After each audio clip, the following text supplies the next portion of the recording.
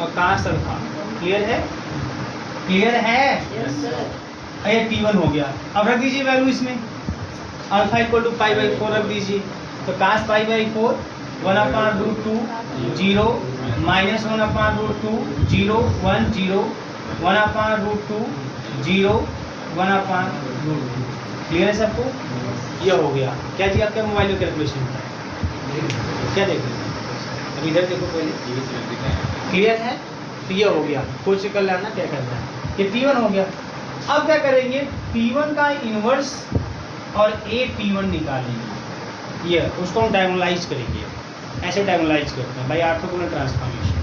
ठीक है, T1 का इन्वर्स A T1। ठीक है, अब T1 का इन्वर्स कैसे निकालेंगे? इनको बड़ा आसान होता है। T1 ऑर्थोगोनल मैट्रिक्स का इन्वर्स निकालना बड़ा आसान होता है। ऑर्थोगोनल मैट्रिक्स का इन्वर्स कौन होता है पता है आपको? जो मैट्रिक्स ऑर्थोगोनल मैट्रिक्स होता है उसका इन्वर्स उसी का ट्रांसपोज होता है। ऑर्थोगोनल मैट्रिक्स का इन्वर्स उसी का ट्रांसपोज होता है।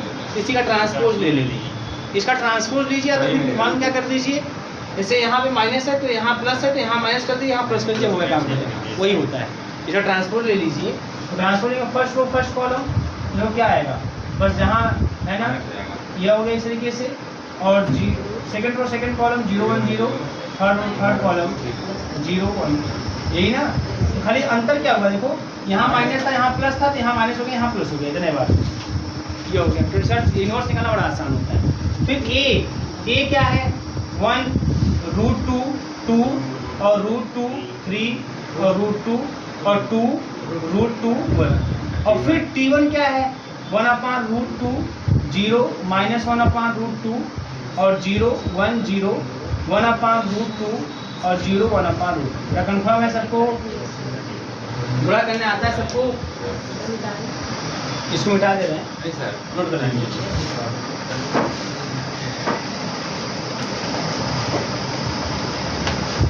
देखता हूँ, पहले 2 को गुणा करिएगा, फिर जो आएगा उसको 3 से गुणा करिएगा, है ना। गुणा कर देंगे बेटा, ये सब मल्टीप्लिकेशन कर देंगे। मल्टीप्लिकेशन करने पर 3 2 0 और 2 3 0 और 0 0 माइनस 1 आएगा। पूरा कर। अब ये डायगोनल मैट्रिक्स नहीं है, अभी डायगोनल मैट्रिक्स नहीं है। डायगोनल मैट्रिक्स से डायगोनल एलिमेंट के अलावा सब 0 होता है, डायगोनल मैट्रिक्स नहीं है।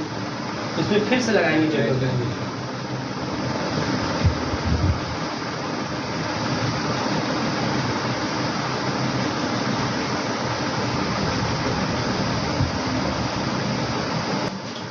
अब ये आ गया बेटा, ठीक है। इसको चलो नाम मैंने दे दिया बी। ये बी आ गया हमारा। ये डायगोनल नहीं है। अगर डायगोनल होता, डायगोनल मैट्रिक्स होता तो डायगोनल जो एलिमेंट होते वो ध्यान से लीजिएगा तो डायगोनल में जो एलिमेंट होते वही आइगन वैल्यू हो जाते। और जो आपने ये लिया हुआ है ना T1, इसका पहला कॉलम पहला आइगन वेक्टर, दूसरा कॉलम दूसरा आइगन वेक्टर, तीसरा कॉलम तीसरा आइगन वेक्टर। लेकिन चूंकि ये डायगोनल मैट्रिक्स नहीं है इसलिए फिर से बातें start.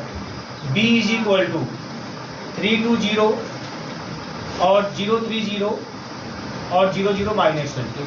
The largest non diagonal element 2, है ना। The largest non diagonal element कौन?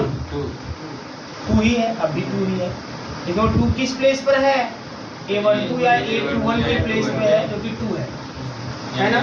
तो tan 2 अल्फा = 2aij 2a12 अपान a11 माइनस का a22।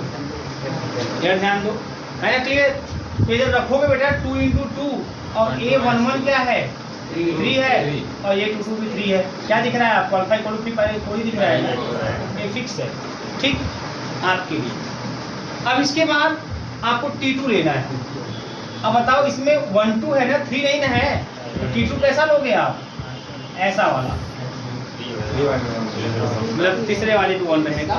अब cos अल्फा तो लिखूँ क्या है? cos अल्फा तो लिख देता हूँ पहले भी, sin अल्फा cos अल्फा। मतलब क्या आ गया? मतलब आपका आ गया 1/√2 माइनस 1/√2 0 1/√2 1/√2 0 0 0 1, ये आ गया। अब क्या करना है? अब फिर वही सेम प्रोसीजर T2 का इनवर्स B T2, T2 का इनवर्स B T2, तो T2 का इनवर्स, इसका इनवर्स करना है 1/, ट्रांसपोज ले लीजिए, और यह 1/√2 प्लस का, या 0, या माइनस का हो जाएगा, या 1/√2 ही रहेगा, 0 0 0 1, ये ट्रांसपोज होगा। फिर B क्या है हमारे पास, B है हमारे पास 3 2 0 2 3 0 और 0 0 -1 है ना, और फिर से किससे गुणा कर देंगे, फिर T2 से, है ना, मैं लिख रहा हूँ फिर T2 मतलब आपको वही जो है 1/√2 -1/√2 और 0 1/√2 1/√2 0 0 0 1। अब ऐसा गुणा कर लेंगे, बात समझ में आ रही है। जब ऐसा गुणा कर लेंगे, आप कर लेंगे ना रो बाई कॉलम, अब इतना मान के चलते हैं भैया, जब गुणा कर लेंगे तो आपको जो रिजल्ट है, आपका जो रिजल्ट है वो आपका आ जाएगा ऐसा, ठीक है, वो गुणा करने पर आपका रिजल्ट आ जाएगा 5 0 0 और 0 1 0 और 0 0 -1, ये आपका रिजल्ट आ जाएगा, ठीक है, ये रिजल्ट आपका आ जाएगा। जैसा गुणा करेंगे इसका इसमें करके फिर उसका गुणा करेंगे आप, तो रिजल्ट आपका आ जाएगा 5 0 0 0 1 0 0 0 -1। डायगोनल में क्या है 5 1 -1, यही 5 1 -1 क्या आ जाएगा, आइगन वैल्यू, क्या जाएगा यही आइगन वैल्यू। आइगन वैल्यू कितना हो गया 5 1 -1, सही है कि नहीं सही है, जोड़ दो, 1 और 3 और 1 5 हो गया, और 5 1 -1 जोड़ोगे तो 5 आएगा, ठीक है, सही है, ठीक, ये हो गया। और साथ ही साथ आइगन वेक्टर क्या होगा, क्योंकि यहाँ 2 बार आपने ऑर्थोगोनल मैट्रिक्स लिया है, एक बार T1 लिया है, एक बार T2 लिया है, इस T1 T2 को गुणा कर दीजिएगा, पसंद आ रही है।